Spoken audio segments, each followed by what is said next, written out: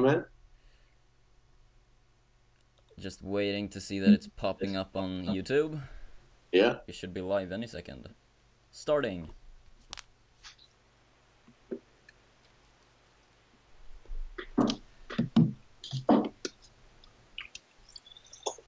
And we're live according to YouTube. Yeah, there we go. It's all up. Nobody has joined yet, so shall we wait? Joined yet, typical. We could wait a few seconds. People afterwards are listening to us. Hey, everyone. Oh, yeah? How many subscribers do you have nowadays? 90. 90, look at that, man. Yeah, I got one yesterday, I think. Well, you passed the 80 mark. Yeah, feels good, finally. You start somewhere, man. Yeah, that's the case, right? It always comes. Moving And forward, once you but get slowly. something popping, it's going to be cool. Did you put up the animation about the time I got hired on PureToxic? Oh, no, I didn't. I only posted it to the Guerrilla Tactics channel. Okay, yeah. I didn't know if it was cool with you to post it on mine, so that's why. Oh, of course it is. Okay, cool. I'll... You done the artwork, so, you know. Well, yeah, that's true, but it's your story. Fucking hilarious, too, artwork, by the way. What was I supposed to do? I barely fucking remember. Oh yeah, that's right. Kom igen nu då. There we go. Now people can see us. At the same time? Yeah. And Great. 2 have joined, according to YouTube. We got 2 audience members here. Here we go. So, let me just bring out the chat real quick. Holy damn, my computer went slow mode when I started live streaming. Too many windows up? I think it's just bad internet connection here or something. Right. That's usually the problem. Let's see. Now... Oh, that's... Fuck, I need another screen. Do you have another screen? I got 2. I need a third one. Apparently. Take your time, man. Too much stuff.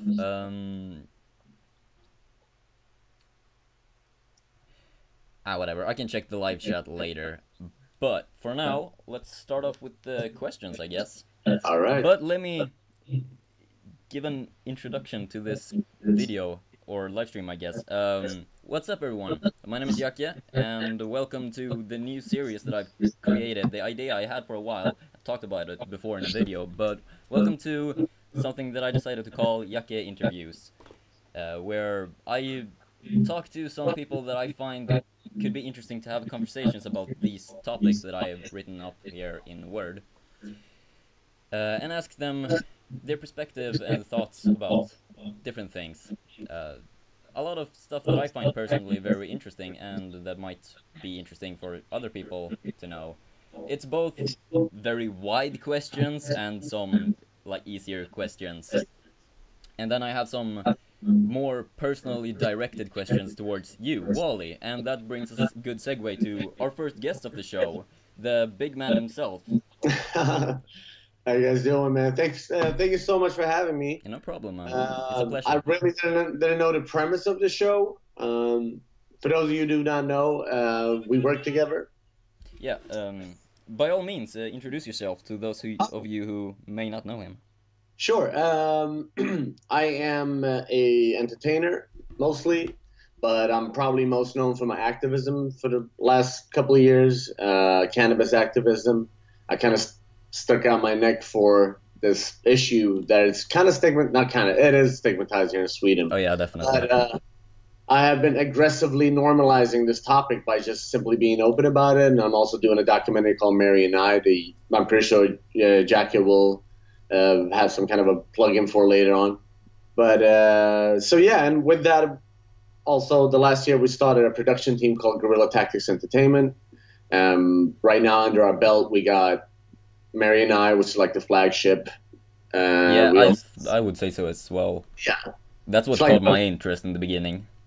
Yeah, exactly. It's our biggest product slash like I would say yeah, it's like the flagship. Yeah, it kind of helped bring an audience to all the other I guess smaller projects that are going on. Exactly. Like and then to have Stone Philosophy. Yeah, a good excuse to meet. Yeah, a good to meet also Sebastian Swan. Yeah. Is behind that, doing a great job. Continuously, we're coming out with new episodes. And this autumn in October, we're going to come with Psychonaut. Oh yeah, that's right. Yeah, that's right. I haven't really talked too much about it because I've been so busy with everything. But Psychonaut is technically we're just trying psychedelic drugs that we never tried before. As we're filming each other doing it. Oh, actually, funny enough, I have a question to you later. The kind of like I don't know, is related to that. Sure. So. Sure, man. Regarding questions about it, man, anything is on the table. So go nuts, man. I'm so open about everything I do, with the intention that nobody's gonna be able to use anything against me because everybody knows it. So it's like a famous quote from. Do you watch Game of Thrones? Actually, I'm not a fantasy fan.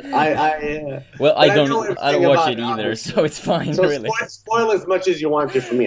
Don't worry, I don't watch it either. I just know a few things.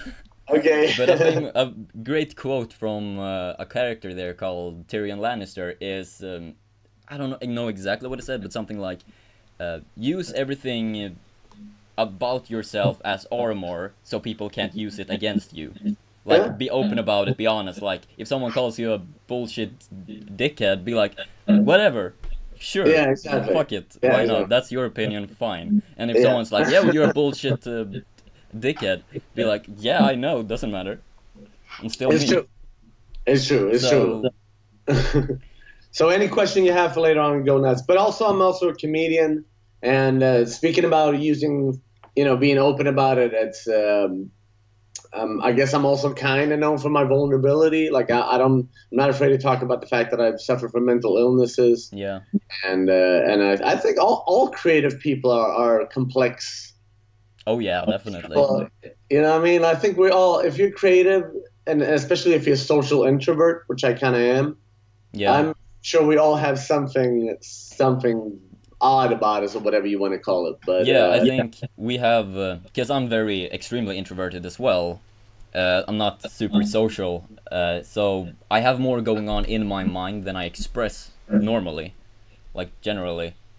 So yeah, I definitely agree with you there. I recognize that feeling, and I'm also a host for something called Toughest. And I don't think I've heard of that, actually. Oh, I've heard about it. It's an obstacle race. It was 8 kilometers, 40 obstacles that you're running through, like American Ninja style. And I've been a commentator for that along with my man Brian Jordan. We also have a podcast together. It's called It's Not Like You Podcast. Him and I, we've been the voice and the face for that competition for like the last almost 4 years. So, so that's like any entertainer I'm doing a lot of shit. But Toughest, I'm performing in front of thousands of people. Like in Malmö, since it's the headquarters, last time we had like 50,000 people in the crowd. Holy shit. Yeah, and I had no problems with that because I'm holding the mic. But once it's over, I want to be by myself. Like when I'm that social, when I give so much of myself. Yeah, you kind of need to take your time to gain everything back, Exactly. I need to like charge exact same way. I need to retract from everybody. Yeah, regain all the energy that you gave out. Yeah. So that's who I am. Thank you for having me on. It's my pleasure. So whatever questions you have, man, shoot. I'm dying to... And before we dive into it, if any of you listening and watching to this have any questions that you feel like asking, just go ahead and write it in the chat and I'll bring it up. If it's questions for me, if it's questions for Wally, or whatever. But yeah, time to light up and get right into these questions, my friend. I'm excited. Me too. I kind of fucked up everything almost. There we go. Don't worry. I'm getting Facebook messages from my sister. You can. She's watching, so. Oh, okay. You can write in the chat, right? You don't need to Facebook message me. Is that a ringtone? What ringtone do you have? I just hear a voice. It's Rick and Morty. Rick saying wubba lubba dub dub. Oh, okay. I love Rick and Morty, man. Yeah, best show ever. Almost. I watch too much Netflix. Let's not get into it. Oh, man, if you're paying for it, you might as well, right? I'm paying for it, and I don't watch it enough. I think I should. I don't know. I'm thinking of stop my subscription to it, man. Oh, really? Yeah, I even watched the last what's it called, Orange Is the New Black, because I heard it sucked ass. Oh, I've never actually watched that one, but You I heard it was really good before, but sad to hear that it's gone downhill in that case. They kind of killed like the coolest characters, not the Oh, coolest, but, like the more fun. And the main character, Piper, she is like the most boring protagonist ever. oh, She is like so fucking boring. Like it's so weird that they built the whole show around her. yeah, But that kind of kills everything, doesn't it? yeah, I kind of. Well, let's get into the questions. So I have two different segments. It's first general questions, and then, as I said before, the more personally directed questions towards the big man himself. All right. So the first one is kind of a, I don't know, not really heavy, but a very wide, big question. How do you view the world? Oh, how do I view the world? Yeah. Um, Up until recently, and like some months ago, I was one of those people that was like, the world is horrible. It's just like, it's a shitty place. You know, I was into the whole life is suffering type of mentality. Yeah. And but I was also a reflection of how I was feeling. I've been for like the last 3-4 years since I started doing cannabis activism. I've just gained a lot of criticism, and in my opinion, a little bit unfairly. You know what I mean? Like, Yeah. Yeah. And that kind of would come from how it works here in Sweden and generally with cannabis and stuff. With that activism, you get a lot of criticism back. So that would be kind of demotivating, I suppose. yeah, I mean, it wasn't demotivating, but it was just like, it was so many other circumstances that was going around in my life. So, you know, Yeah, that I know wouldn't. it's gonna sound like a douchey thing, but It's fine. knowing that I'm fighting for a good thing, Yeah. that's what has kept me going. You know what I mean? And I believe in this. I truly believe that I should have access to the medication, in this case, like CBD oil. Yeah. Should have access to it. I believe in this. So that's what's always kept me going. But yeah, it is demotivating because I'm an entertainer. Yeah. I got into this as an entertainer. I didn't start off as an activist. I started doing a movie, a cannabis documentary, and I thought once that documentary is done, I'm cool. Like, I don't need to be an activist. But I found myself becoming an activist, normalizing Yeah, it. more people saw you as that, I guess, when the trailer dropped. So in the beginning, I only got backlash from the anti-drug people, the anti-cannabis people. But then I was just like, I started realizing there's a lot of weird people that are pro-cannabis in this movement. Oh, yeah. They're suffering from mental illnesses themselves. And, you know, a lot of people just, I'm telling you right up. How old are you, by the way? Sorry. I'm 18. You're 18. Yeah. Yes. You grew up with the internet. Like, I'm from an Yeah, era. pretty much, yeah. I'm from an era where I saw the transition. So Yeah. we were kind of used to more face-to-face kind of interaction in a different way. So I come from a place where if you write something on the internet, you better be able to back it up in true life. That's just like, that's from the era I come from. I never write anything on the internet that I'm not prepared to say in real life. That's kind of the thing with the internet. A lot of people do a lot of talking, but not much evidence and proof of what they're saying. Like, even if they think that there's evidence, they might be linking something. That link could be total bullshit for all you know. Exactly. And that's just that. Like, it's like what you say. A lot of people say a lot of shit on the internet, Yeah. you know, thinking it's the fake world. Exactly. And it is, but at the same time, you're talking to real people. That's what that's what they forget. And it's so easy to be mean on the internet. You don't see the other person's facial expression. You don't hear the tone of their voice. You don't understand half the times if they were serious, if they were sarcastic. Yeah, that's also a problem. Like, when you write in text, it's hard to tell the intention of what you're saying. So it's much more easier with a face-to-face interaction there, definitely. Yeah. So with that comes a whole generation of people that, in lack of a better term, they're kind of socially handicapped. Yeah, you know I get what you're saying, though. You know what I mean? Like, they write you in a weird way, and I don't know how many people have written me, they'd be like, hey, you know what I mean? Not just, hey, how you doing? Nothing like, hey, one dude wrote me literally like this. Hey, Yeah. give me a 5-ish. And if you listen from outside of Sweden, a 5 in Sweden is like 5 grams. You Yeah. say, give me a hand, give a 5-ish. You're like, yo, man, give me money for a 5-ish. Yeah, that's pretty fucking rude, actually, in my opinion. And you know, I was like, okay, I can see this is a joke, but I don't know. I don't know you. I can't. And I'm like, excuse me. He like, yo, give me a 5-ish, man. I'm like, do I fucking know you? I wrote that. Do I fucking know you? He's like, yo, bro, I'm just joking. Yeah. The minute you get serious on these guys, they're always joking. So, you know, I used to get bombarded with these guys maybe 3-4 times a week. And if it was not that, it was people asking me, yo, can you help me score some? Or other people, hey, can you fix me CBD oil? A lot of stuff that I'm just like, did I turn into like an information central for cannabis in Sweden? Yeah, that's kind of the shitty thing about getting your name really like well known within that kind of group, because there's a lot of people who are very naive with that stuff, who don't see the bigger picture, who are just like, okay, what can I get out of this, pretty much. Exactly. Like, okay, he's not super well known, so maybe I can get him to talk to me at least, and then I can get what I want out of this, and blah blah blah blah, without really noticing what they're actually doing with that. Exactly. And you know what?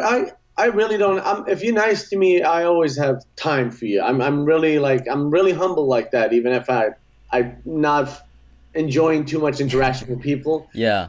If you're nice to me, I got no problems with that. But if you're writing me and being cryptic for like 5 minutes, and I'm keep writing like, what can I help you with? Guess what? I do a lot of times. And you always hear the same thing, you know. They blame their rudeness on them being shy, or like feel but that's me got autism. Like, how many people are gonna blame autism for their rude behavior? Like, I'm not. Yeah. But that's the kind of thing with like people in general. I seem to see that. If they do something and it seems like they got a negative reaction, they kind of backtrack and try to, instead of really realizing what they've done and maybe apologize if it's necessary, or just try to understand each other better, they backtrack and try to justify their action and be like, oh no, I did it because of this and this, so don't blame me. Exactly. So I got that for like 3-4 years, man. I got this constant bombardment from every way, like people that are against cannabis coming after me, people that just don't have manners writing me, and then other people that I call spectators are standing along like, oh, you're so rude, Wally. And they're kind of right in one way. I could have handled certain situations better instead of becoming rude and angry and stuff like that. But sometimes you really need to put your foot down so people can see. Yeah. So. And it's just, I feel like I always saw their side. Yeah. You know, they're like, oh, Wally, you're being too harsh. I'm like, too hard? Did you even see what they were writing? Like, I'm reacting. They're the ones acting. I'm reacting to what they're saying. Yeah, that's a good way of putting it. So it's a reaction to the action. But point being, during that time, I just really started feeling like I just like a shitty world. There's no hope for it. But some months ago, I started turning this around. I'm going to be honest with you. I had a very intense LSD trip. That could change a lot of things. Yeah, it could. In May, I really had an intense LSD trip. I had a great time on it. Problem was I kind of got into an argument with some ladies while being on LSD, and I felt bad because I felt like I was being snappy. I had my temper was very added. I felt like irritated. And after the LSD trip, I kind of realized that I know it's going to sound weird. There's nothing wrong with this world. I know it sounds super weird, but... No, I kind of get what you're saying, though.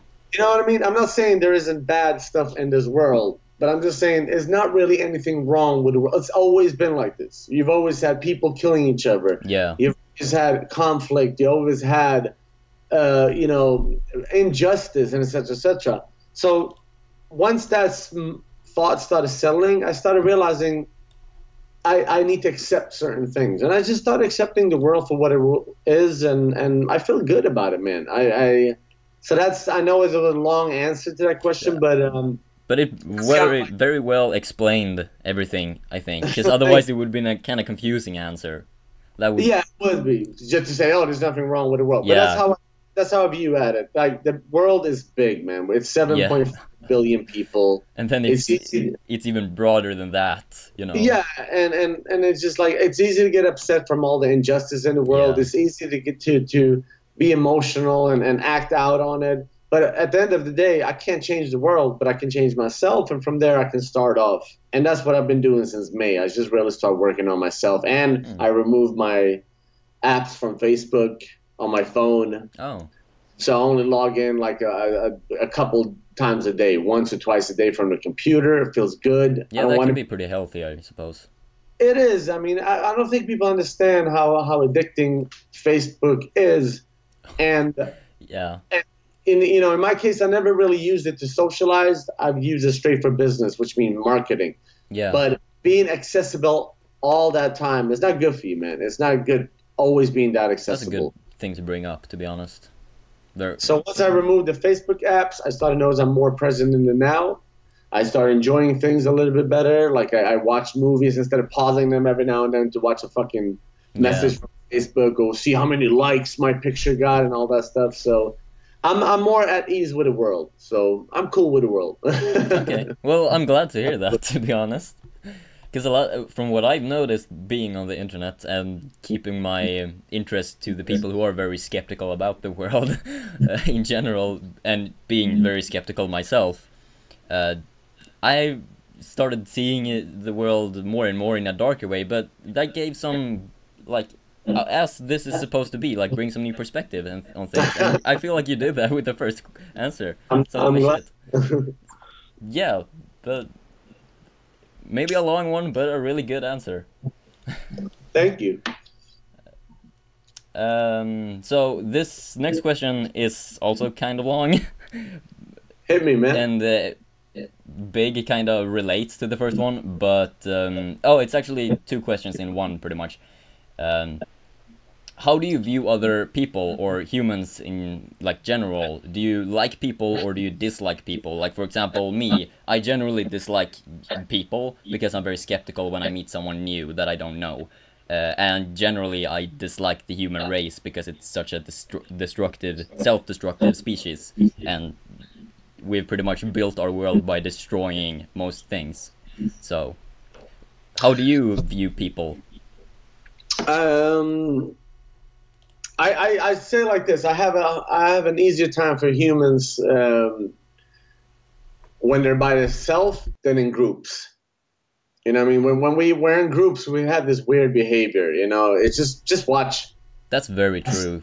Yeah, just watch soccer games. You know, Oh yeah, you see people that not necessarily would do. They wouldn't do that if they were by themselves. But for some reason, when they're in a group, they get that kind of behavior. the mob And mentality, pretty much. yeah, and it's just like the same thing with all these fascist movements that are going on, and you know Nazis when they're Oh by yeah. themselves. I know it sounds weird. I know neo Nazis, not Oh like, yeah.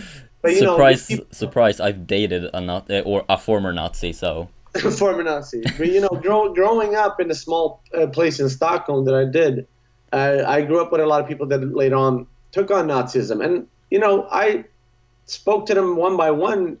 yeah, They're cool like that. It's usually one dickhead that gets some other insecure people with them and kind of force, Yeah. like, kind of like sheds their idea on him. So I know a lot. Like I'm telling you right now, all these Nazis that in Charlottesville or all these fascists, you break it down, very few of them are that horrible or willing to do what they're doing if they're by themselves. You know what I yeah, mean? yeah, definitely. Because there's a lot of things like you. I see it a lot just with friends of mine, really. That when I'd rather hang out with people one by one or maybe two by two because I like to hang out with fewer amounts of people. It makes things easier for my head, but it also makes the interaction a lot more personal, in my opinion. Exactly. And that's when you can bring out like all the more real sides of a person. When you're in a group, it becomes the group is thinking like together, not individually for themselves.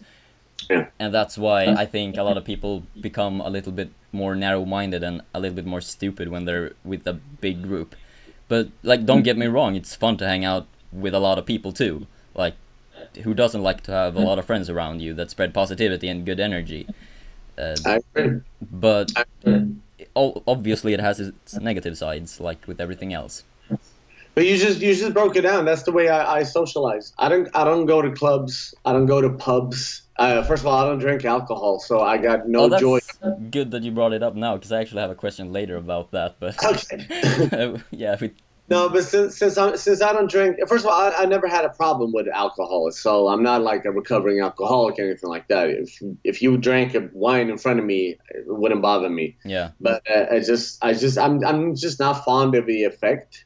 It doesn't give me what I want, and it okay, goes along with what you said. Like, I don't go to clubs, I don't go to pubs, but I love smaller gatherings. 10 dozen yeah, people. Sometimes even we can just be 4 people sitting here, and I have a great time because yeah, when it's that small, that intimate, there's room for that interaction, like you said, exactly.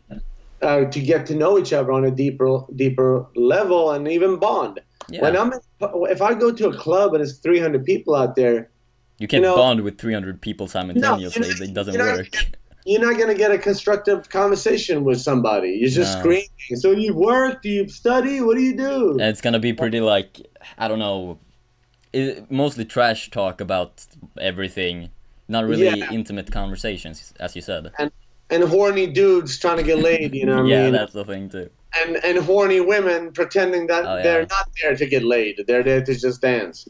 I mean, it's just like no, but it's just like you're not there really. If you think about it, you're not really there to socialize. Yeah, You're there to confirm your own ego, hoping you score, hoping you're gonna hook up with somebody or whatever. Very yeah. few people truly go there just to dance.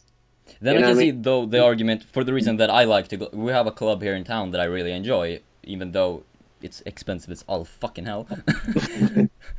I like to go there because one, it's just a fun atmosphere to be in, and I like to just let loose and just be for a while, not having to worry about tomorrow or what's gonna happen next, you know. So that's the reason why I would go to places like that. But I see your argument and your But opinion on is it. it is it is it a nightclub or like a pub? It's more of a nightclub than a pub, I would say. It's like a DJ and a dance floor. Yeah, Okay, yeah, exactly. A lot yeah. of loud music and lights. Okay, yeah. But to answer your question, man, I don't I prefer people in smaller groups Yeah. to know them more intimate. But ultimately, what I was gonna say is like back in the days, I used to divide people into good and bad people, and Oh. that's something I let go of. Yeah, that's I something you should try to avoid doing, in my opinion. To like just, yeah, categorize people like that. Yeah, and Because, not to mention, I mean, to be honest, I mean, this also comes from my experience with psychedelics. There's no such thing as a good or a bad thing, really, when you think about it. It just is. And it yeah, depends on the perspective. What's good for me can be super bad for you and the other way around. exactly. So I try not to look at it that way because you get very disappointed. You're thinking, oh, that person he's such a good person. And then you see one quality within that you're like, And Yeah. if you do that, you're gonna get stuck forever. If I went out there as a vegan and judged everybody who ate meat, there would be no good people in my book. You know what I mean? No, you would But end up being the only good person in your yeah, own pretty much. world. And that doesn't work. That doesn't. No, that's very That's narcissistic. somewhere that reflects also what you think is good. Yeah. So What? I let that go a long time ago, man. I don't think a Republican is just automatically bad Oh yeah. because he has opinion that doesn't go along with mine. Or I don't assume that somebody who's on the same political spectrum as me, as we spoke about before, I don't expect somebody who's pro-cannabis to also be pro-science. He might be super into weird conspiracies that makes no sense. You know what I mean? Like, That's kind of common with weed smokers, though, I think. I know, Conspiracy right? theories. That's why I get so fucking disappointed. And every time I perform comedy, there's always one nuthead that's going to come after the show and assuming I'm down to his weird government Yeah. conspiracies about. And you're just like, what the fuck? I was just here making jokes. What are you Yeah, about? dude. What? So no, I let that go a long time ago. The whole Yeah. good bad people. You can't look at it like that. It's just people are, and you pick out the qualities you like, and that's Yeah. it, man. That's a good answer. Thank you. It's going well so far, but yeah, I don't know what to say to that really. Let's just get right into the next question, I guess. Sure, man. Sure. So this is completely different. to be honest, not related to the other questions at all. But if you were given the option to jump into a person's life of your choice, but you wouldn't be able to go back to your own life how it was before, would you do it? No. Why not? I am super happy. Well, first of all, you can't switch back. That's a shitty deal. Oh, yeah, that's true. That's kind of why I made that little twist. Yeah, I know, but no, man. It's just like it's like everything. You know what I mean? You bitch and moan about the things you don't have, but at the ultimate end of the day, you're not really looking at what you have. Like, I fucking love Sweden, but I am super open about the fact that I'm weather sensitive. Like, I get migraines before it starts raining. Yeah. But it's low pressure. I get migraines like a motherfucker. It makes me cranky. It makes me non-functional. So, and I'll also, I don't necessarily get depressed each winter, but I am definitely on low battery. That my creative thoughts are not flowing as they're supposed to. I'm not as social. I retract a lot. So as much as I'm bitching and moaning, besides that, I love Sweden. This is home to me. You know, this is where I grew up. So a lot of people do that. They're like, oh, yeah.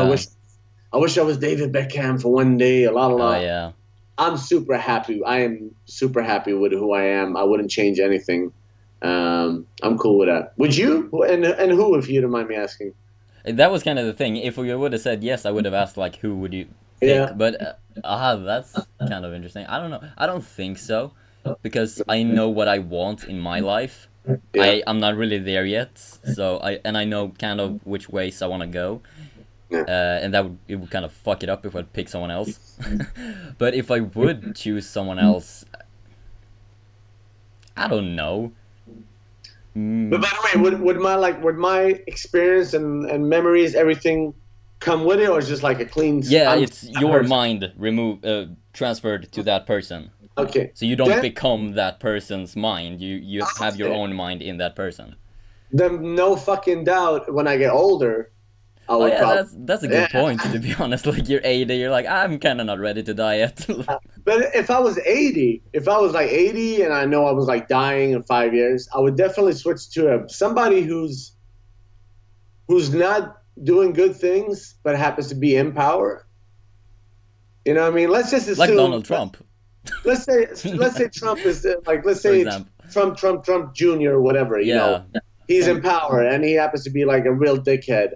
Even more interesting, just a better example as a person, maybe like Kim Jong-un.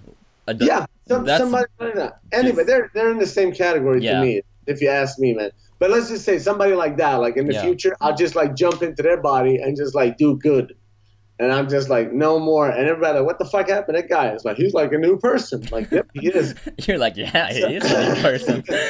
So in that case, yeah. But for now, I'm super. That makes sense, though. I didn't think about that. But personally, as I said, right now, no, I wouldn't do it. Because even though I feel generally my life is kind of shitty, I know where I'm going and I know where I want to go. So I focus on the more positive things that is happening in my life. Try to, at least. But yeah, good point there at the end. I would probably do the same thing. Yeah.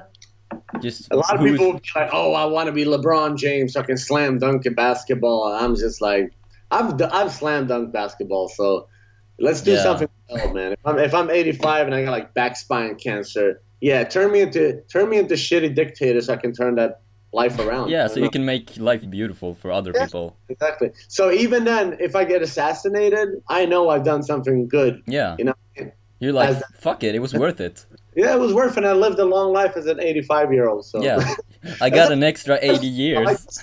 I like that scenario, actually. That thought. If you didn't get to switch back, because everybody say that, oh, who you want to be for a day or something like that. But who actually says yes if they switch? That's pretty good, man. Thank you. Okay, so yeah. Oh, this is actually that question. If you were able to see yourself... No, it's kind of that question, but not really. It's in a little bit of a twist to it. If you were able to see yourself from another person's perspective for a whole day, would you want to do that? Oh, yeah, definitely. Okay, why would you do that?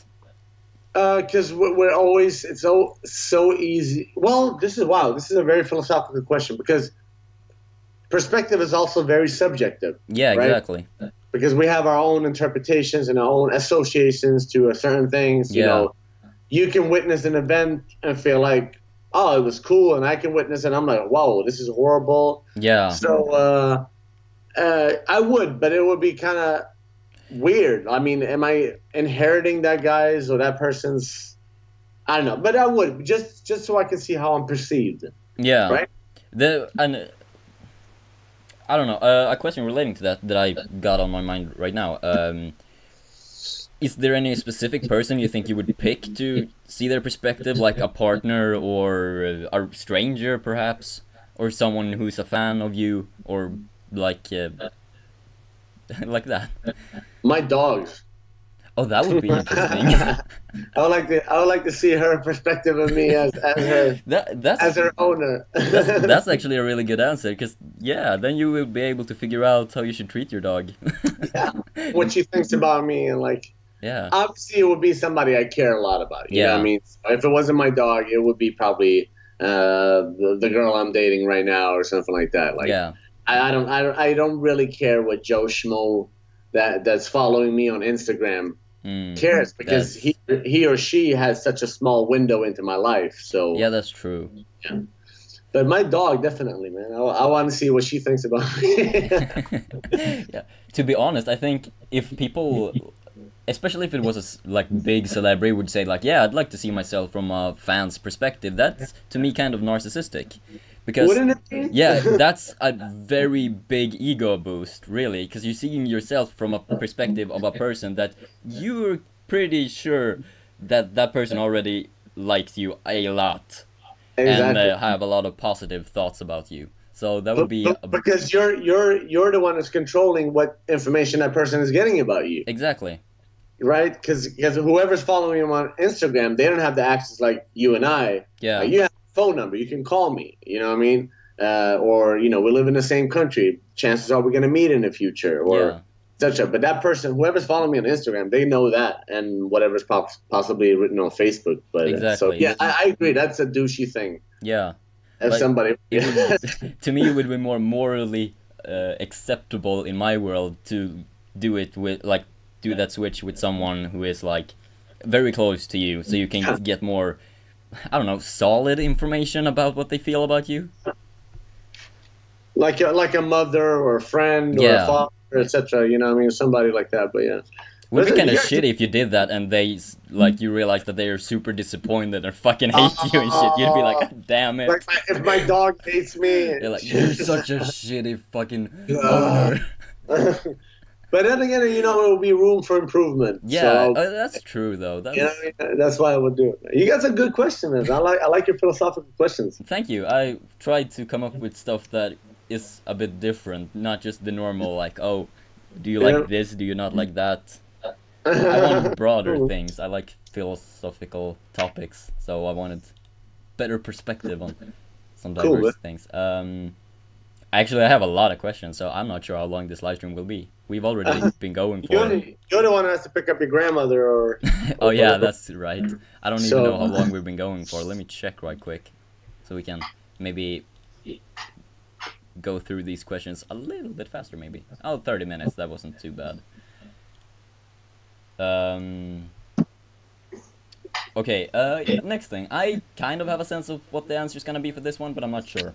If you could change one thing in this world permanently with the press of a button, what would you change? Wow.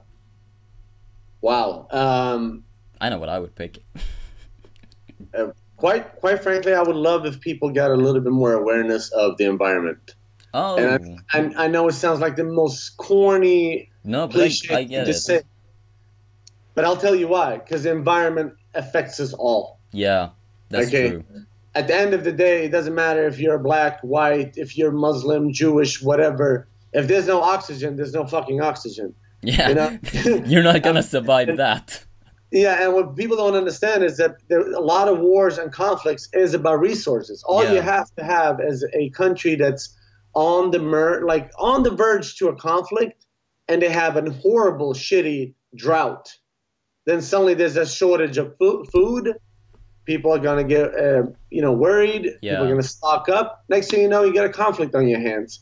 So, and I feel people do not realize how fragile the environment is. I mean, we can talk about, there is an aspect of this, and I'll tell you just quick for those who do not know. It's a wave, the cold and the heat. We have stretches of 100 years sometimes where it's really warm, and we have stretches where it's cold, right? And we are between glacial periods. We are. And next, ice age will come. It's inevitable. It happens all the time. Yeah. There's so many reasons behind it. I'm not even going to go into it. But I don't think people understand truly how much effect we have on the environment. And one thing I think is that I believe politicians never talk about it, because their constant concern is growth. They always want growth. To maximize, consume, and scoop, is fucking population control. You know what I mean? I truly, yes, we can host maybe 10 billion people on this planet, but does that mean we're supposed to? Does that mean it's good for the planet? That's true. You know what I mean, I could squeeze in both my feet in one sock if I had to. It doesn't mean it's the best idea. That's probably not healthy for the fucking sock. So no, it will probably last, but it's not the best idea. But so I think one thing is population control that I don't think people are really looking into too much. But it gets so sensitive because the people that if you look at demographics around the world, it's poor people in developing countries that are getting the majority of kids. But you know what? We in the West, we can set an example. Yeah. I'm not getting any kids. I'm going to do a vasectomy whenever I have the time, probably this autumn. I don't want to have kids. I'm not meant to have kids. I'm really not. One thing a lot of people should understand is dude, maybe I don't have what it takes to be a father or a mother. Yeah, people should think about that. Yeah, it's a huge responsibility. Oh, yeah. So I would say the environment, and not just the whole population control. In general, people have to understand, the general thing. It's just... Yeah. Some people think, well, what does it matter if I drive the car to work? Sorry, not work, just to the fucking supermarket. It's dude, it's a 5-minute walk. Yeah, that's kind of a thing that annoys me with a lot of people. Some that are very close to me in my family, my stepdad. No, but some I know that seriously drive their car into the parking lot into the center of the town. We literally live a block away from fucking town. I know. We can walk there in a half a minute. Why take the car? And I used to live in Toronto, so in North America being so car orientated. Yeah. And don't get me wrong, I know people love cars. There's certain people. I don't think there's anything wrong to love your car, but there's got to be some kind of like I say, some kind of awareness where it's literally 500 meters away, and you're taking the car to the gym. Yeah. You're taking your car to that 5-minute walk. Oh, actually 10 minutes. 5 minutes there and 5 might be what will get you going for an extra year in life. You know what I mean? And plus, that walk would probably be good if you're going to the gym. It could work as a pre-warm up. There you go, a pre-warm up. You get your pulse going, and because our work used to be more mobile. We used to stand up. We used to work. Now we're sitting. I'm working like this. This is literally my. Me too. There you go. This is where I sit and I edit stuff, and if I'm not editing stuff, I'm sitting down rolling joints. You know what I mean? Yeah. So this is my office, and I sit down too much, but I make up for it by riding my skateboard, and I got 2 dogs that I walk, and et cetera, et cetera. Yeah. So, but political awareness, man. How about you? You said it. Now that you brought up the answer. The thing is, when you brought that up, I was like, oh shit, maybe. Because I thought my answer fucking good. I believe you're probably gonna say the same, but you dropped that bomb on me, and I was like, wait a second. Nah, sorry, man. I would honestly, you made it difficult to press that button. So I'm like, there's so many things I could choose from that would just make everything so much better. But I'd either want it to be just able to open people's mind a lot more to information and Yeah. to make people be accepting of new information, not get stuck with what they already know. Yeah. Because learning is something everyone needs to keep doing all the time. I agree. And It's a never-ending process. yeah, exactly. But my first thought was like, yeah, legalize cannabis now. That's what I want. Well, I think if people get aware, if they get more aware of the environment, Yeah, they're gonna be like, wait a moment, we got hemp here. Come on, man. exactly. We don't need oil anymore if that happens. So, But you know what? I mean, if you asked me a couple years ago, maybe that would have been my answer. I don't know. yeah, But I think a lot of people would say that are like either cannabis activists or something similar. But there's something like you can choose something else that's kind of broader and still get that, but then get a lot of other positive stuff with, you know, that. Like if you just open people's mind, they will be more accepting of, for example, the new information that is always coming out about cannabis, and then people will realize that, oh, we've been fucking stupid before. Yeah, so, exactly. Yeah. It's cool, man. Kind of another really big and kind of heavy question too. What would you say that your goal in life is? So corny, man, but I want to be free. I can respect that answer. Yeah, and I know it's such a wide term, and it's very subjective depending on who you are, what freedom is. But I realize like this, like I accepted my flaws. I know there's certain things I can't change. Like I can bitch and moan about the weather here in Sweden, but is that gonna change the weather in Sweden? No. So no, exactly. Yeah. So really, you know, it's not gonna help, and I can be as sad as I want to about the fact that I'm bipolar and it's from time to time it's controlling my life. But what can I do about it? I make sure I eat properly. I make sure I exercise. I make sure I have stable relationships. Yeah, you do what you can do. Yeah, you do what you can do. So my recipe for freedom, I just realized, like I said, I love Sweden, but during the winter time, I really want to move somewhere warmer. Same here. So I can just avoid this and continue being productive and being creative. So our Guerrilla Tactics, we are planning in the next couple of years to open up an office in Santa Cruz, Tenerife. Oh. Yeah, so we're gonna have a headquarters in Malmo and an office down there, because Tony, that you know of, Tony Vaugh, our manager and marketing executive, Guerrilla Tactics. He's just like me. He's like, I can't stand this weather, and so that's really what I'm aiming for. I really don't have any desire to be like rich. It's really true. More money, more problem. It is true. Yeah. And I'm not materialistic. I don't have to have fancy things. Ultimately, at the end of the day, if I have a longboard, my health, my dog's health, and like a computer and a base, I'm good, man. I'm like, ultimately, at the end of the day, that's really what matters to me. So freedom to me is good weather, so I can just feel good. Yeah. Good food, balanced life. And not really having to worry about money, but not necessarily having a lavish lifestyle. You know what I mean? That's a very respectful answer, in my opinion. So, yeah. So that's my goal. I want to fulfill my artistic goals and just feel happy about it. I think you know what it is. I found my purpose. You know what I mean? I'm not religious. I'm a true I'm a true philosopher out of an existential perspective in that way, that I truly believe you create your own purpose. Yeah, that's just how it is. As well. No one is special in that way. I'm sorry to tell you, 7.5 billion people in this world. No one is special in that way.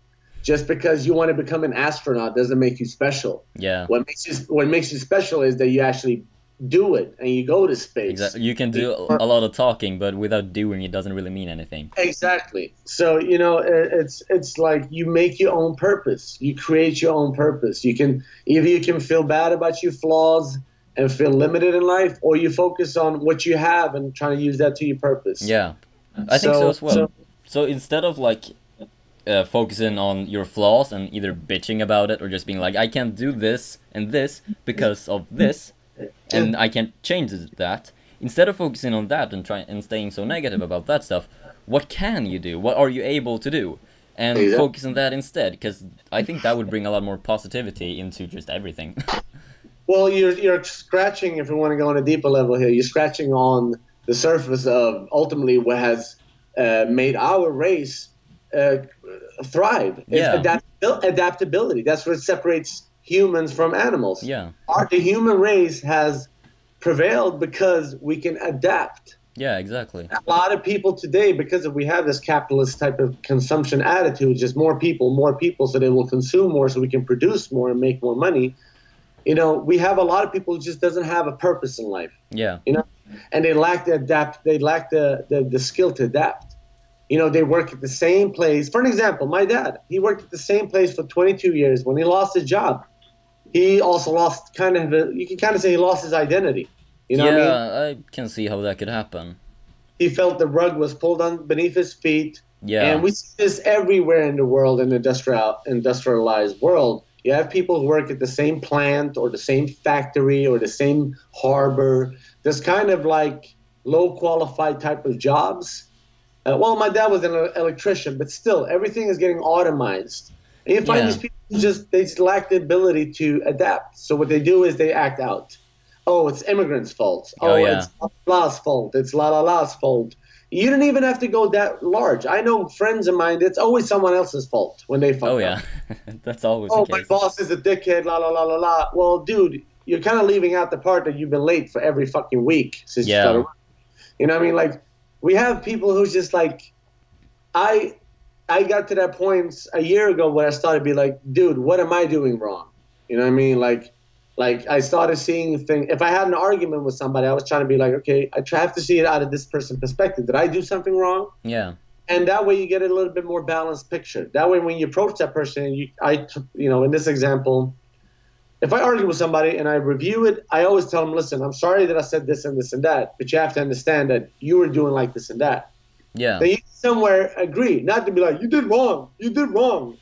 You know, just acknowledge it, dude. We step on each other's feet all the time. Yeah. If it happens, most of the times it's not on purpose, but if it happens, apologize. That's a good way of, because that could be very destructive to a friendship. If you have like a good friendship and someone does something wrong and, I don't know, you really handle it in a bad way and not really stay open and honest about it, you're focusing on yourself too much or something, it can destroy good friendships.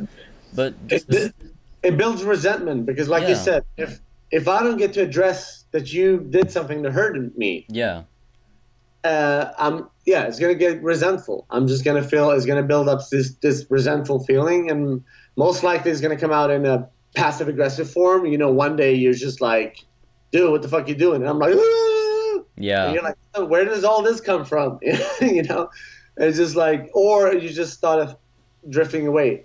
You know, what happens to a lot of people is just like, I don't understand why we lost our friendship and la la la. It's like, oh, now when you look back at it, maybe you were not behaving in a certain way. But ultimately, I think that would be something we can all thrive for. It's being adaptable and more communicating to each other, you know. We kind of went on a tangent there. But yeah, I get what you're saying, definitely. I totally agree with that, actually. So, yeah. Did you have anything else to say about it? No, man. That's the end of it? No. There's a lot more questions. Oh, no, I'm good. Okay. That's... Is there something someone has said to you that has stuck with you till this day? Oh yeah, a lot of stuff, man. Can you bring up an example? I would say a lot of times it's things that you didn't really realize about yourself that you kind of put it in perspective, and then like, wow, I never thought about it like that way. And it could be anything. Like when I started doing stand up 5 years ago, I had this big afro, and I kind of had this like rock star image of myself, you know, always rolling with a big entourage of friends, and I was really being theatrical at stage. Yeah. And a German comedian, also happens to be a friend of mine, Christian, he came to Sweden to perform, and I opened up for him, and he said it afterward. It was kind of funny. He said, "Just so you know, man," he was like, "never fix your nose or your teeth." I'm like, "What?" He was like, "Yeah, man, don't do any rhino surgery on your nose. You know, I have a big nose, something I used to feel bad about when I was younger. Now I just couldn't give less of a fuck." And like, I got all my teeth; they're all there in place. I don't have no yellow teeth or no stains on it, but not really. They're not really straight. But he said it, and I never thought about it then. He said it. By having a big nose and your teeth, you are not perfect. Yeah. He said, he said, "You are a pretty boy comedian." I'm like, "Okay, thank you." He said, "You look good." Because he's like, "Have you modeled before?" I'm like, "Actually, I have." And he's like, "I could tell." But he said, "If you do that, you'll be perfect and you'll be unrelatable." That's true. As a comedian, you kind of have to look like the people. You know what I mean? You have to be able to have flaws because people look up to you when they can relate to you, and exactly, it's easier for people to appreciate what you do in that way. Exactly, because they feel like, oh, he's not talking to us, he's talking with us. Yeah, you know? Exactly. And that kind of like that. With that, I really understood. Then I was like, boom, okay, I truly understand what comedy is. Yeah, and that is, you can make as much fun as you want to with other people, but you always have to bring it back to yourself to show them like you're shitty like this, but guess what? I'm also shitty. You know what I mean? It's just like so. It's like small things like that, like small things like that have always stuck with me, and throughout my whole life, I guess so. I'm always like, when something's good, it sticks. You know what I mean? Like I'm trying to think of an example too. Something's ever stuck to me my whole life. Then there's stupid shit too. You know what I mean? Yeah. And I don't know if that should be worth mentioning, but there's a lot of stupid shit too that's been like stuck with me my whole life too. Oh yeah, well, I think that's the case with pretty much everyone. But yeah. But isn't that the spectrum? You either remember the good stuff, or you just or the shitty stuff. Yeah. You don't really remember the average. Yeah, you just remember the good shit. Yeah, like small talk and stuff. You're not gonna remember that 10 years later. No, exactly. You wouldn't care either. But yeah. But okay, that's again, I don't really know what to say. I don't have anything to say. You leave me speechless. Okay. Fuck, I thought it was gonna be my show. You're stealing it from me. No, I'm kidding. It's cool. This is actually, I'm kind of surprised by my own questions. Was I high when I wrote this? Probably not. Okay. Let me just count how many questions I have here, because we're almost at the end of the general questions. Then it's to the personal questions, and I have no idea how many I have of those. Okay. So 1. Holy fuck! It's 9 questions. Damn, I really wrote a lot of shit. Wow. That was not my intention, but it's cool. What is an everyday thing that you kind of take for granted, but that you appreciate the most? Water, man. Oh, fair point. Straight up fucking drinking water, man. Every time I go outside of Sweden and I come back, I'm like, fuck me. That's true, because it doesn't even have to be, it could just be Denmark, and I think their water tastes funky. You know what I mean? It's just, I'm telling you straight up, if you're not from Sweden, hands down, we have the best fucking water. Definitely. It comes right out of the faucet. We don't need no filtration device, nothing. Yeah. Canada, it tastes like water from a pool. That's an interesting thing. I didn't actually think about that. I was like, well, your toothbrush or like your pets or something. You're like, water, yeah, you need that to survive, and we take that shit for granted all the time. Well, I smoke copious amounts of cannabis, so you need water for that. So that's true. Yeah, I'm always thirsty, and I just learned the amazing qualities of H2O, man. Yeah. Not just learned, but I realized that for a long time. It's the best way to stay young. Is just keep fucking hydrated, man. Yeah. What's the worst thing? You got to pee every now and then? I remember a teacher I had a while ago said something pretty good about water. He was like, well, here in Sweden, we have, our water is a little bit too pure. It's a little bit too clean, because when we go to other places, we can't really drink that water because our bodies have become used to this clean water. So if it's just a little bit worse than it doesn't even have to be bad for you, but our bodies can't really handle it, so we have a bad reaction. True. It's true. It has a different bacteria flora. When you go to like Germany, you can drink the water, but if you're from Sweden and used to this, you are gonna get sick for a couple of days and stuff like that. So no, I appreciate water every time. And it's every day I use it, but I kind of take it for granted sometimes. I think most people do, to be honest. The next two questions are a little bit lighter. So, what's your favorite curse word? Motherfuck, not necessarily motherfucker, just motherfuck. I noticed I started using that a lot, like motherfuck me. You know, you missed the bus, like motherfuck. Yeah. So it's funny. It's not really original, and it's just like a lazy way to say motherfucker. It's still a funny, still a powerful word. I guess so.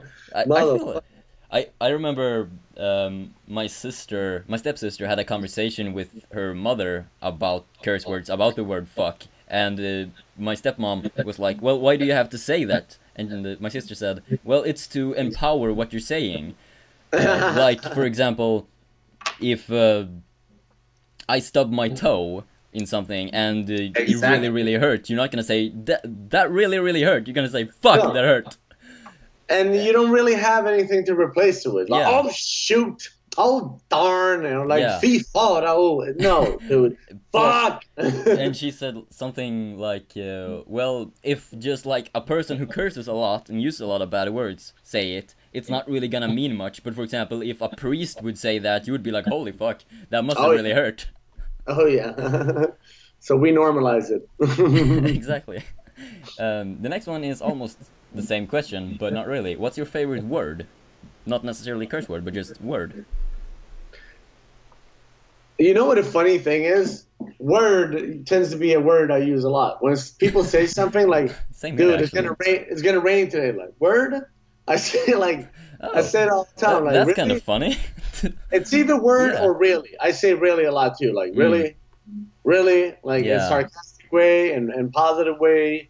Do you? This is not a question I have written down. Just thought about it now. Do you use sarcasm a lot? Oh, I'm sorry. I'm really sarcastic. Oh, I feel the same way. I speak fluent in sarcasm, man. Yeah, it sucks for my friends with higher autism because they don't understand it and they're like, "What the fuck?" But I became very aware of it online because I started noticing a lot of people just do not understand sarcasm in real life and let alone online, what we said before, with lack of facial expression, tone of voice. It's kind of difficult to tell if someone is sarcastic unless they really, really make sure you know it. Yeah, so I've just like I used to get a lot of shit for that because people because I would write like a lot of I swear to God, one time I wrote like, I said Donald Trump. It's a joke, and people a lot of times forget about that. Yeah. Forget about the fact that I'm a comedian.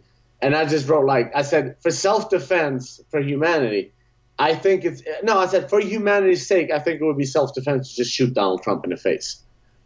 I don't promote violence. Obviously, obviously that's a joke. So. No, not even fucking Saddam Hussein, who was literally responsible for executing my grandfather. Not even him did I think he should have been hung. I think he should have gotten a real trial. Yeah. And sent to a jail for the rest of his life. The same thing with Anders Breivik. I don't think he should be killed. Yeah, I'm not inhumane. He should, we've grown that. I'm against death penalty. So if somebody's against death penalty said something like that, come on, man. I'm joking. Yeah, I'm being super sarcastic. I'm saying, and for the sake of self-defense, Yeah. Because I'm thinking if this guy has the codes to nuclear missiles, maybe he could accidentally kill us all. So at that one, I remember I got a lot of shit from it. So I was like, you guys really don't understand this. You know what? I don't know if I want to participate in. I'll just save it for the stage because it becomes so much obvious when I'm on the stage. Yeah, that's true. Like if you said something like that, like on Twitter, there would be a fucking shitstorm. But if you say it on stage, I think people would realize and actually fucking laugh at it. But even on stage, you're always gonna have some fucking numbskull in the Oh yeah, audience obviously. that's offended, man. Like oh Jesus Christ, I offended a person who was obese once. You know, Yeah. I made jokes of every type of ethnicity, religion, and etc. I made super fun about myself, and I made one fat joke, and I remember I don't remember the fat joke itself, but I ended by saying, oh by the way, guys, I can make that joke because I'm not fat, and everybody was Oh laughing. shit. I was being obviously super sarcastic, you Yeah. know. But this guy got super offended, and I was like, "You laughed at everything else. I've made fun of white people, you laugh. I made fun of black people, you laugh. I made fun of etc. etc. You laughed. I made But fun that of one thing. But once it came to you, you got offended. Come on, Yeah. man. You know, come on, man. It's just you're in the wrong place. It's like me being vegan, going into a slaughterhouse and feel offended. Like I'm not Yeah. knowing. Like I don't know what's going on in there. Like come on. It's like, yeah, okay, I totally get that, so yeah. I don't know what they expected, man. Barney the dinosaur jump, that type of comedy. Like, what did expect? Fucking, I don't even know what that dude's name is. Jeff Dunham, the puppet Oh guy. yeah. Maybe expected that kind of comedy. But that's a interesting thing that like Angry Foreigner brought up, I think, in a video where he said like, yeah, eventually if we would just keep doing that, censoring even comedians for jokes, we would have after a while like really bad jokes that not offend anyone. Yeah, it's just lame. Exactly, and no, it was Magnus Bettner who said that actually. Oh, okay. Like eventually we would just have jokes like, yeah, about toothpicks, until someone gets offended about that. Like, yeah, my grandma got blind because of a toothpick. How dare you? So it's all gonna be like Jerry Seinfeld types of joke. It's gonna be, what's up with cows? Well, why are they white? Why are they brown? Like, it's just like boring observations. But yeah, no. So I think we should try to do this a little bit faster because Sure, I gotta go in like. And you know what? Hey, we could always do a part 2, man. I am always game, man. I would be down for that, definitely. So you can shoot me with a couple more questions, man. And we can wrap it up after that if you want to. Yeah, I'll see how it goes. Depends on how fast everything goes. But who is a person you get inspired by or look up to? Wow. Wow. I honestly. You like my dog because she stands me. No, I know it's gonna sound weird, man, but I super admire the fucking worker. Anybody who can work a 9 to 5 got my blue-collar admiration. workers. Yeah, I swear to God, man, because I don't have it in me. I'm telling you straight up, man. There's a multiple type of categories of people that I admire. People who can fucking raise children. Like, I worked with children. I used to be a teacher, right? And that was I wanted to. I working as a teacher. I can't imagine that. Never getting kids after that, right? Yeah. And like, let alone raising a child and making also sure that child turns out good in life. It's such a heck of a job, man. I never worked at a place more than 1 year, and that time it was part time, so I wasn't there every day or every week even. I used to work at Burger King when I was younger, part time, because I was a student part time, and it was just like, I don't understand how people work full time. Not if I don't, man. You're a fucking heroes, man. I'm a crazy fuck. Like, I accept that I'll live small. I don't have that many material things. I don't really have money just put away. I have no assets, no cars. I don't own anything. But at least I get to work with what I love. Yeah. And I do it on my own time. I work from home. But having to go to a job and just stand at a factory and just like, it would make a lot of people very miserable who can't really do that. So I get why you would respect that a lot. I haven't really thought about it, to be honest, but yeah. Because like, if there weren't people like that, who the fuck is gonna receive me at the hospital if I break something like that? Who's gonna make sure I can have mangoes? Well, I guess certain manufacturing jobs will be replaced by robots, but you catch my drift. I get what you're saying, though. Right? Who's making it clean everywhere? You know? Yeah, like that's a really good point. I don't have it in me. That's a really good point, because but this is, as I said, the point of this type of show, I guess, was to get some interesting perspectives. Because when I wrote this question, yeah, this one, for example, I was like, oh, I get some, like, maybe some philosopher who's really smart, or like an individual, but yeah, starting off good here, you giving me a lot of new perspectives on things. I'm glad. I'm glad I could contribute with that, man. I'm glad I could It's so contribute. fucking nice. What's the next one? I don't. Okay, let's. Whatever. Has there been any incident or event in your life that you remember that either changed you in somewhat of a major way or that impacted your life in a larger way? Oh yeah, multiple events, man. Multiple. Uh, I mean, besides the whole butterfly effect, you know, if my sister weren't born, Oh yeah. besides that perspective, obviously, yeah, one of the closest memories, I mean, the earliest memories I can remember is a car accident when my sister wasn't born yet. She was in. Oh, you talked about that in a podcast. Yeah, exactly. Yeah, I And remember. I remember that one. I remember that accident very clearly. I was the only one in a car of like 6 people that didn't get injured. It was in the 80s, like 88. And but I would say, to be honest, I'd say moving to Canada when I was 25 years old. Oh, I that makes sense. I always had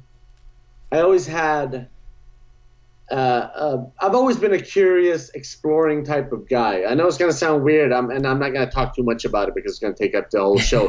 But I've always had a weird disconnect to my parents. Like I only have one sister, and I got no brothers, so I only got one sibling. And her and I, my parents was just too young. They shouldn't have gotten kids at that age, and they didn't get to fulfill their goals and dreams in their lives. Yeah.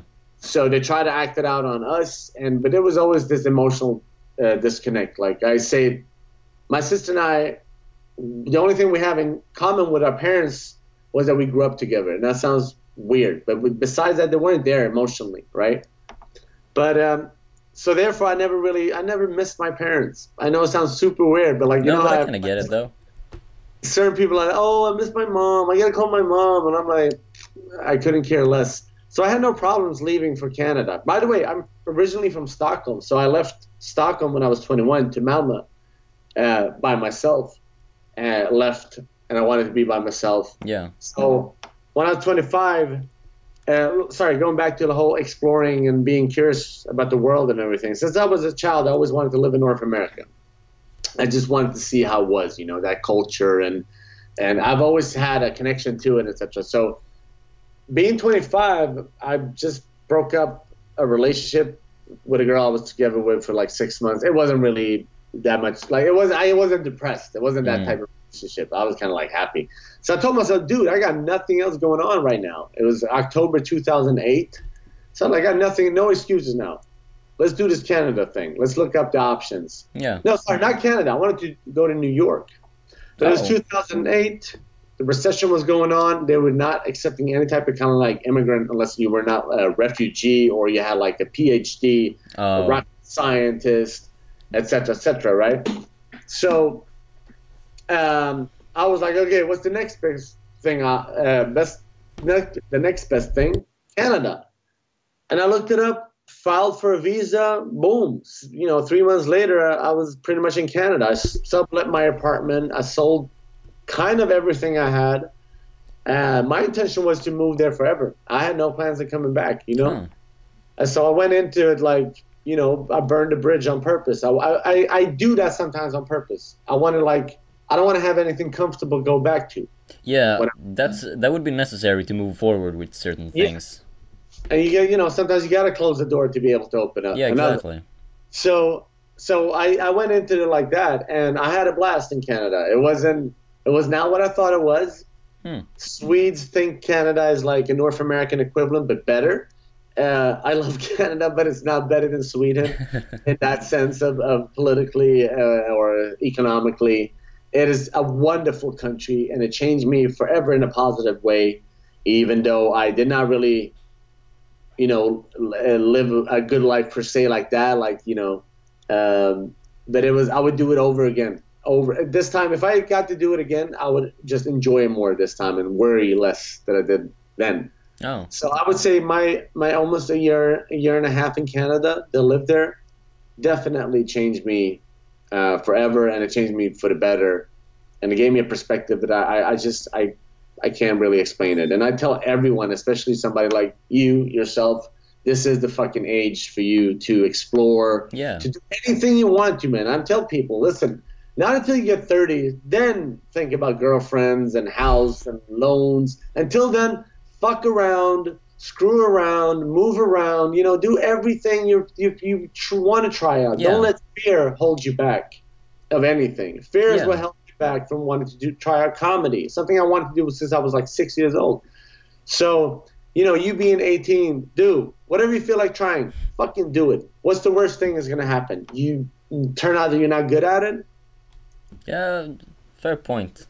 Michael Jordan said a famous quote that I hold on to today. Is like, he said, I can accept failure, but I cannot accept not trying. That's a good thing to remember, to be honest. Because if I wouldn't have moved to Canada, I would have forever wondered how would it have been. Yeah, exactly. Now I know. So, and there's other things I failed at, but you know what? Now I know that. Yeah. Well, I actually came up with one thing that I wanted to say. I kind of forgot it though. But yeah. Oh shit, my phone is alarm. No worries. Fuck you, phone. Not really now. Time to wrap it up now. But yeah, hit me, man. What you were saying? Had a question? I don't remember what I was about to say, but let's just move on, I guess, with the questions. I think we have time for the rest of the general questions, and then the more personal ones will be for a part 2, because I have like 1, 2, 3, 4, 5, 6, 7, 8, 9, 10 pretty long one. Cool, man. I'm looking forward to it. So I only have 4 more questions, and they're not really huge questions. Okay. So, after that, we can wrap it up. What type of social media do you like/use the most, and why? What kind of social media do I like / the most? Good question. I mean, to me, Facebook and Instagram is just marketing tools. I know it sounds horrible, but if I want to meet a friend, I call them. I don't call Facebook. That makes sense, though, to me. But regarding like news outlets, I try to get everyone's perspective. You know what I mean? Yeah. I try to get a broad perspective. Let me just say something. People don't understand. There's a difference in fake news that are completely bullshit news, and there's a difference between a real news with different narrative. Yeah. If you go to Fox News, you get a narrative in a different way. They can report about the same thing, but you have the different narrative. Yeah. And that's my thing. When I go to this, I'm like, okay, what interest is it behind this? Is this a corporate channel? Then they have money and interest. Yeah. If this is a politically driven channel, they have whatever party or whatever group in interest. Yeah. So you have to somewhere along there try to get your own perspective and not be negative. I can't just say automatically, fuck CNN. No, but I say CNN is corporately driven. You know what I mean?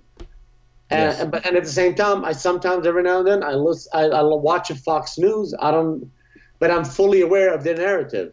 Yeah. That's an important thing to keep in mind as well, that whatever place you're getting your information from, it's a person behind that, and people aren't gods. They have their own, even if they're not consciously doing it, they have their own agenda that they filter their perspective through, and that's what you're seeing, their perspective from things. That's where you should get multiple perspectives, so you have more information to base your truth on, so to say. But ultimately, I tell people, don't stare yourself blind in neutrality. Look objectively. Yeah. Okay. Because if you're looking for neutrality, then you're gonna get a weird, distorted picture. Yeah. It's like Trump now said, "Oh, there was violence from both sides." No, dude, it was clearly the Nazis who was killing people and running people over. Yeah, exactly. That's being neutral. If you're being objective, you're gonna come a long way in any type of information you read. Yeah. So yeah. You're a popular dude, man. You're getting bombarded here with messages. The last one was just my mom telling me she come home. Okay. But I already think you answered this one accidentally, but I'm gonna ask it anyways. Shoot, man. Do you have any quote that you either really agree with or keep in mind or try to live by, kind of like a motto? Like I said, Michael Jordan's quote about accepting failure, but Yeah. not trying. You know, is definitely one of those. And I also a lot of times I just tell myself, you know, life is a cruel teacher Yeah. because Yeah, that's a because good way of putting it. yeah, because you know it gives you the test first and it gives you the lesson later. That's the Yeah. problem. So you have to bear that in mind. Instead of not like school where they give you the lesson first and then the test. Life is cruel. It will give you the test first and then you learn the lesson. Yeah. So whatever you do in life, try to you know approach it with wisdom. Try to approach it with knowledge. So I always have that in mind that you're never too old to learn anything. You can't know too much. Yeah. But yeah, I guess there's like a million quotes besides that, man. I wouldn't even know where to begin. But that's a good answer, anyways. Thank you. I like it. um, oh, a question that is completely unrelated to all the other things. This is a way lighter question. When you listen to music, do you focus on just the sound, like the music in itself, or the lyrics, or both? Art to me, which music is all emotionally driven, which Yeah. means I listen to Japanese hip hop. I don't understand Japanese. I listen to a lot of music I don't understand. I for the last couple of years, I've started loving samba, Brazilian music. I don't speak Portuguese that well, but it's about the feeling. If you Yeah. get the feeling of the song, your art will be universal. That's the thing. Whatever That's you're a good doing, point. if you can convey that feeling, if you can really, really get that resonance from people who listen to you, doesn't matter if you're singing in fucking Uzbekistanish, Russian, or whatever language, people will get it. Yeah. And that's what I'm. So I guess more of a feeling. I'm trying to look at the song in whole. I listen to a lot of instrumental music, like Oh. instrumental, because I don't like sometimes to hear a voice. I like to make my own interpretation of the song. Just like sometimes it's fun to just watch a piece of graffiti, not knowing any history behind it, who did it, why did they do it, etc., etc. It's just wow, this is a piece of art. Yeah, just appreciate that it is. Yeah, and you make your own. You kind of put your own thought behind it, Yeah. but still appreciating it for what it is. Yeah, I like that answer as well. Damn, you're giving a lot of good answers. Thank you. And here we go, final question. So to end the general questions, do you have any wise words or advice to the world? Just really nothing that we haven't talked about already, I guess. I mean, stay true to yourself. Stand by your principles for the right reasons. Don't let fear and hate be any type of fuel that you have. Don't do whatever you're doing. Do it for you have to do it for the right reasons, knowing deep inside your heart you're doing it for the right intent. You know what I mean? Yeah. If you're doing things just to make money out of it, people are gonna notice. Yeah, it's gonna come through. Yeah, and if your motto is hate and speech, you're only gonna attract people that are hateful and you know are afraid constantly. So that's why I would get worried if I was like president and I noticed, whoa, Nazis are voting for me, fucking fascists, Ku Klux. That would give you kind of a perspective on. Yeah, because I would automatically be like, what am I saying that attracts this type of people? Exactly. I mean, and that's what I noticed too when I was being all negative and hating the world. I was attracting these weird lunatics, cannabis people. Yeah. Because I gave out that feeling publicly. That I was, being aggressive, cursing out people, la la la la la, and it's just, you get what you give, really. I'll wrap it up like that. You'll get what you give. Yeah, that's good. I like that a lot. Before we end the show, I wanted to bring up the things they've been writing in the chat. It's not a lot, but it is some things that I thought I would mention because I can't believe I forgot about the chat, man. I was like, I thought we were just having a conversation, but that's cool. What did it say? Yeah, I almost forgot about it as well, but I felt like it didn't really work to bring that in just randomly while we were talking. It would kind of mess up everything. But yeah, let's say. So, the first comment is from Linus Larsson. he says, it's fucked up how anti-cannabis people start witch hunts after cannabis users. They won't even debate you, they just insult you and try to shame you for smoking marijuana. That's a very good point. Yeah. Definitely. But it's also just as important for us to be on the cannabis side, not go that way too. Exactly. We can't really... I was very much like that in the beginning. I was like, I'm arguing with an idiot here. Yeah. Fuck it. It's open season. But no, that person is not going to change their opinion because of that. Yeah, and you gotta realize you can't change a person's opinion overnight. You gotta plant that seed. That's what you're doing when you're talking to them about it. Exactly. Planting the seed. So insulting, that won't get you anywhere in a discussion, really. That's just gonna make up bad blood and... Oh, yeah. So, then a guy who's actually bigger than me on YouTube wow. has commented. He watches my channel. He said, hey... oh, he mentioned something about you. He's that guy that fell off the stage. Yeah, that guy. That's him. That's hilarious, man. It was so fucking bright lights that day. It was just shining right in my face. I couldn't see anything, you know. I just stumbled upon that speaker and fell down. I'm happy the speaker didn't fall on my crotch. It almost landed right between my legs. Shit. Right on my dick. So, yeah. That was a pretty good icebreaker, though, I think. Just being like, starting talking, then voomp, disappearing. Boom. Shut the fuck up, phone. I'm trying to have an interview here. You're popular, man. No, it's just my phone being like, hey, you almost gotta go now. And then the 3 next comments are from Lloyd, who works with us.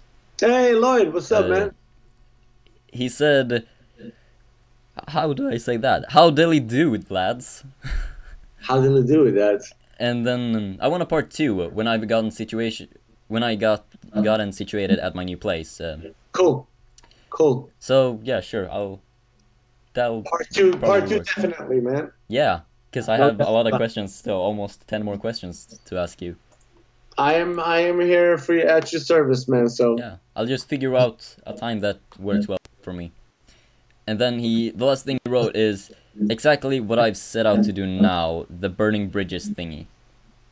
Hell yeah, man. He's going to Luleå. Oh yeah, that's right. And I think my partner just came home now with our barky dogs. Hey guys, hey. Aww. Hey, this is my newest addition, man. Oh, yeah, I saw some pictures, I think. I'm taking care of a Chihuahua because his previous owner, hey buddy, hey Chi-Chi. His previous owner couldn't really take care of him no more, so. Oh. Well, that's good. That's nice. You seem to be a good owner. So. I try. If I'm not getting kids, I'll try to take care of someone else's life, at least. Yeah. Well, that seems to be a good segue to end this show, I think. Right? Dude, thank you so much for having me on. And thank you for wanting to come on it. No problem, man. Anytime, man. Literally, I had a hard time figuring out who I would bring, so... No worries, man. Part 2, 3, 4, many parts that you want to. I'm here for your disposal, man. Sounds awesome, man. Thank you so much for being here once again. And if you have anything you want to say before we end this off, go right ahead. Not really, man. Everyone who's listening, have a great weekend. Right now we're having a fundraiser for our event that's coming up on the 23rd of September. It's called Nordic Cannabis Conference. It's the first conference. Oh, yeah. That's right. Yeah. So if you want to, you can just put that in the comments section, the link to the fundraisers on Indiegogo. It'd be really awesome if you just donate. Anybody who donates anything, or if you can't donate, just, spread the word. Yeah, spread the word. Share the link on your site or something like that. Besides that, Jacob, really, thanks, man. It's been a pleasure. Not gonna lie, it was an honor. It was fun to get those philosophical questions. Yeah, I find that it worked out better than I expected. Absolutely, man. Part 2, anytime. Let me know. Yeah, I'll figure out a good time to have it and let you know. Absolutely. And I'll let all you people know as well, obviously. But that's gonna be the end of, I guess, part 1 of this little interview. And hold on a minute. Farmor ringde och var jättearg. Vänta. Nej, jag kom 5:06 och du skulle hämta henne 10:06 och Karin står på station och väntar. Hold on a minute.